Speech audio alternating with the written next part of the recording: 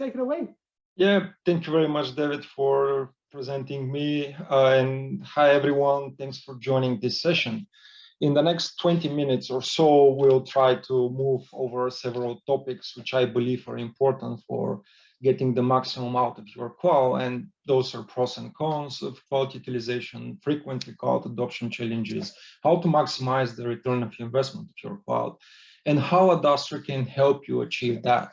So let's do a deep dive in the first category, which is pros and cons of cloud utilization. I believe there are a lot of articles written by valuable sources and trustworthy sources out there. And my list is far from comprehensive or complete. And I encourage you to go there and look for more information if you're interested in. But there are several that I really want to mention with you, to you in that presentation. Let's start with the pros. Now, let's talk about speed. I don't believe it was ever that easy to get into the IT. It's practically you need a credit card number, and hopefully that's your own credit card or company credit card and valid email address. And you already can have an account in any of the cloud providers or the top 3 providers. For less than 5 minutes, you can have a virtual machine spun up. For less than 20 minutes, you can have database there. That was never that easy or quick in the IT world. The next interesting thing is the scalability. So practically the cloud gives you the freedom to scale up and scale down whenever you need. And some of you may relate to that when there is a peak of a need of additional resources or additional functionality or stability, like you're running a campaign, you need more infrastructure, more power for a certain period of time.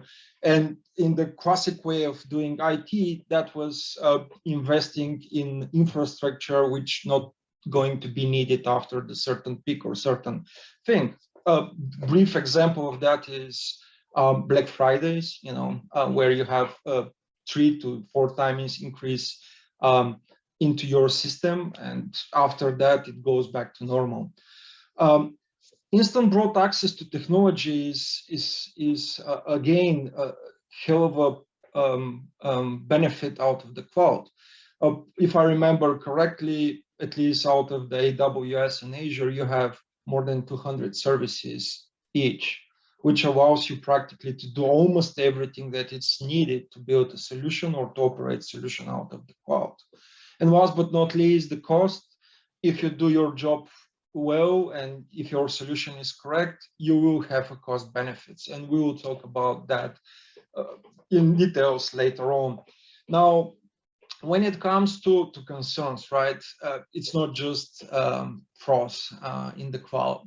I want to start with the freedom, or actually all 4 of those components I've listed as concern can be looked separately or in a chain reaction, if I may put it that way. Some of you may say, why freedom is here? Freedom is always a good thing, and I would agree with you. But there is one quote from Eleanor Roosevelt, which says that with the freedom comes responsibility. And we talk about IT freedom, or the freedom that IT people have to do different things. I use this analogy before, is like letting an IT person in the cloud is like letting the kid in a candy shop unsupervised. What can go wrong, right? Know-how is something that you need to be aware. So cloud providers are constantly updating, changing, and introducing new services. Every quarter, there is something new introduced, which may allow you to do better in whatever your solution is doing or whatever your service is performing on the cloud. So you need to be always on top of that. And unless you're an IT company which has the core business, most likely you will fall behind the trends and you won't have the best possible means to use in your solutions. Solution design is concern again, because as we said, there is a lot of different functionalities out there, a lot of different services. You can build one solution in 3 or 4 or 5 different ways. If you don't have the know-how, most probably, or getting the right solution design for your case can be a pure luck, right? And last but not least, that freedom comes on a cost, right? Cost control is something that the cloud providers had, but it's not at the level which can help you prevent some issues, right? So implementing cost control is one of the important things, in my opinion, when it comes to cloud utilization. Of course, the cloud providers have cost monitoring. They have some cost calculators that you can use at the beginning before you start, but they give you that far. If you really want to avoid things like overrunning your budget, cost control is something that you need to think and implement on top of the existing services. Now, let's talk a little bit more about adoption pitfalls, or what we see from our practice. Now, the first one that I want to mention is the proof of concept is turning into a full-time solution. Now, proof of concept normally are just a mini model of what you want, or a mini model of the house that you want to buy or build. Most of the time, the proof of concepts that we saw turning into the full-time solution are never tested versus real-life data, were never pushed to the limits of the real-life loads. And what it happens is that when they're moved to a real-life full-time solution, they start failing. Why that's a pitfall? Because if you fight along to get to the cloud and you want your solution to be there, such underperformance or unavailability or delays or performance issues can cause stakeholders which sponsored your initiative to pull off and to delay your adoption of the cloud strategy. My personal advice here is to do the following: invest a little bit more in front, make the skeleton of the proof of concept doable, possible to be implemented in the real life with little bit of tweaking. I have a couple of examples, and if we have time at the end of the presentation, I'll share them with you. Next interesting thing is starting the cloud adoption very small. Now, there are several studies out there, one of which I believe it's from Gartner, saying that when you want to see a cost reduction or better cost performance out of your estate, IT estate, you need to get up to 40 workloads, cloud workloads. For those of you who doesn't know what cloud workload is, that's practically application or any kind of work or service that can run on cloud resources. So if you get up to 40, you start seeing a visible benefits. Now, some of you may say, hey, Milan, we have just 5 applications and 20 servers. That's far from 40 workloads. Don't worry, guys, we've got you covered. You may do two different approaches, either 2 phases, like phase 1, where you move one of the applications with several of the servers into the cloud. You test it, you see, you feel it, and then move the second half. Or do a big bang. But doing big bang means that you need to know you need to have a know-how, or you need to have a partner who can help you do that, hold you for hand, or do it on your behalf, in order to mitigate another set of risks. Also, we see expectations versus reality in terms of cost as a pitfall, right? And it goes back to the concerns that I listed in the previous slide. We have this kind of questions or requests coming our way, like, hey, we want to move from that cloud to that cloud because it's cheaper. We're putting on hold our strategy to move to the cloud, or our cloud adoption, because it didn't meet our financial requirements, and so on and so forth. And when we do a deep dive, it turns out that, yeah, there are things which can be done differently and definitely will save money, but those things were not considered at the beginning. So not the right service were picked, not enough service were picked. There wasn't enough think through the solution that was put in place, so stakeholders are not happy with the performance, and so on and so forth. We have a specific service that we offer out of our service portfolio, which is cost optimization, which doesn't go only to your IT estate, but the solution itself. So we can come do an audit on your solution and suggest how we can optimize it for cost, and of course without compromising the performance of it. And last but not least, and I can't stress enough, is a lack of cloud adoption strategy. So a lot of people that we meet along the way decide to go to a cloud overnight, or doesn't really have a plan, not even strategy plan what to do. They write trying to test something. Some of them think, yeah, it's cool, it's new, let's try it. Now, that particular thing, lack of cloud adoption strategy, can lead to, again, delay in your overall cloud adoption. It can even stop it to a certain extent. So with that said, let's move to the next slide, which is how to actually maximize the return of your cloud investment. And again, the first thing that you need to do, in my opinion, is build a robust cloud adoption strategy. You have to answer honestly at least two questions. What and why? Why? What do you want to move to the cloud and why? Or why altogether, why you want to move to the cloud? You need to have those answers. Once you have them, you may start building your plan and strategy, and they will allow you to be successful in the cloud adoptions, and your whole organization or team or whole business will start getting the benefits of the cloud. Modernize the solution which will be migrated. Now, what's very common these days is lift and shift activities. Or what I mean is, you're hosting your solution somewhere, or your service or your part of solution somewhere, either data center or some data room or whatever, depends on your size. And you decide to move to the cloud. So you're practically mirroring one-to-one what you have in your on-prem, let's call it on-prem environment, to the cloud. That's not bad, but definitely won't give you the benefits of the cloud, and won't give you the taste of what the cloud can do for you and for your business, right? So my advice is, yes, do it. If you have some limitations, do it like that. Move to the cloud one-to-one, lift and shift. But then in very short-term span, you need to start looking into modernizing it as a first step. You may have components in your solution which can be moved from the current estate to something cloud native services with little or no rework, right? Be mindful of that and do it. It will give you benefit right away. Utilizing cloud native services is practically where the beauty of the cloud is, right?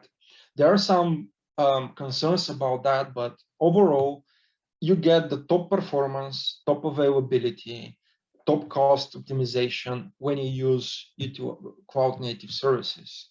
This is where actually the cloud begins in the full flavor, and this is where you can adopt and see what cloud means in a full scale. Now that's a bit, again, tricky because as I said, clouds are not written on stone. They're moving constantly. They are constantly updating their services, policies, and so on, in order to make it more attractive, more reliable, more scalable, and cheaper. That's why it's good to team up. If you don't have a core business, your core business is not IT, or your IT department is quite stretched, my personal advice is to team up with the cloud managed service provider like Adastra, so we can take care of your solutions using cloud native services, or not only cloud native services, on an ongoing basis, right? The only constant thing in the IT business, guys, is the change, and we need to cope. And we already built algorithms inside our company to do so, always to be on the edge, always to offer you the best possible service, so you can leverage and add value to your business. Okay, now why Adastra, or what's so special about Adastra? Let me start with that. We already have years of experience in the cloud, building and maintaining solutions. And not just one cloud, but the top 3 clouds are in our portfolio. And we have proven track record of successfully delivered projects and customer satisfaction at very high level. Not only that, but you know that we're living in very complex world. Our big clients utilize more than one platform, so we commonly see one department of the company using Azure, other company AWS or GCP, and it turns out that there are some applications which needs to talk to each other, or there need of connection and inter-exchange between those two. So we already have experience building these hybrid or multi-cloud platform solutions and maintaining them. We also have experience in multiple different industries: fintech, banking, telecom, retail, pharmaceutical, and so on and so forth. So every industry have its specifics and, again, different regulations. So we know this caveat, and we also can help you there too. Global operations, as you can see, we have multiple offices in Europe, North America, and Asia, so we can be physically close to you. And thanks God, this pandemic is gone in the next months. We will be even more close to you. Last but not least, our aim goal as a company is to provide the value to our clients, right? So that's it. Value to our clients, which act as a trusted partner instead of another vendor. And that's for us is the motto, right? What's the best for the client? What's the most value for the client? Let's go and get it. So you can rely on us and our advices that they will be best for your business. Saying that, I'm opening the floor for any questions. So let's see if there are any. David? Yes, let's see if there are any. If you haven't contributed a question, you can do that by using the F&A or Q&A in the English version button on the bottom of your screen. Then you can put it there, that the panel will receive the questions. And yeah, then we're going to have a look at that. But before we get to that, thank you very much, Milan, for this energetic talk. For sure, I really enjoyed that. I think the panel and the audience absolutely did so too. So if you want to catch up with us even afterwards, you can do that. Right now, I would give it back to you basically to handle the questions if there are any. Yeah, you just let me know. Yeah, let's see. I think I see just one question.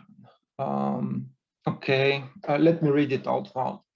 So we're trying to migrate our data warehouse to the cloud, and we're not sure which cloud provider to select. And then what should be our first step of doing that?